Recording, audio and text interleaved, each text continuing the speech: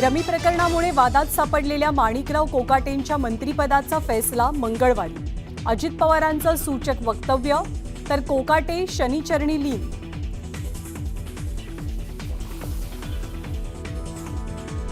वाल्मिक कराड प्रकरणामध्ये धनंजय मुंडेंचा संबंध न आढळल्यास पुन्हा संधी देऊ. मुंडेंना पुन्हा मंत्रिमंडळात घेण्याचे अजितदादांचे संकेत.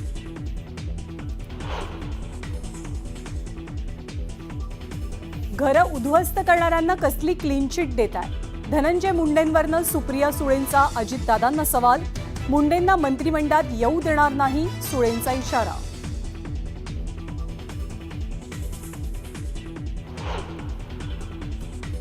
मिठी नदीच्या भ्रष्टाचारात अडकलेल्यांनी आम्हाला शिकवू नये. अमित साळुंखेबाबतच्या संजय राऊतांच्या आरोपांना उपमुख्यमंत्री एकनाथ शिंदेंकडनं प्रत्युत्तर.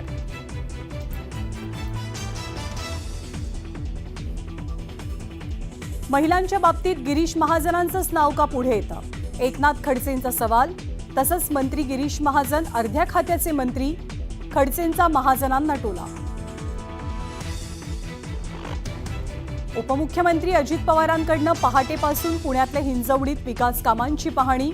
वाढत्या समस्यांबाबत अजितदादांनी अधिकाऱ्यांना धरलं धारेवर.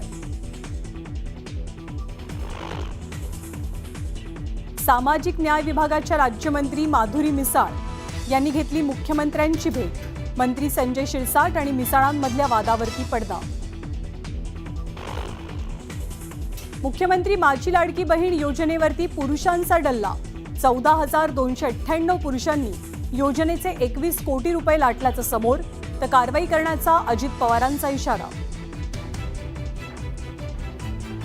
आणि मुंबई पुणे एक्सप्रेसवेवर भीषण अपघातात चौघांचा मृत्यू, दोघे गंभीर. उतारावरती ब्रेक फेल झालेल्या एका कंटेनरची अनेक वाहनांना धडक, जखमींवर उपचार सुरू.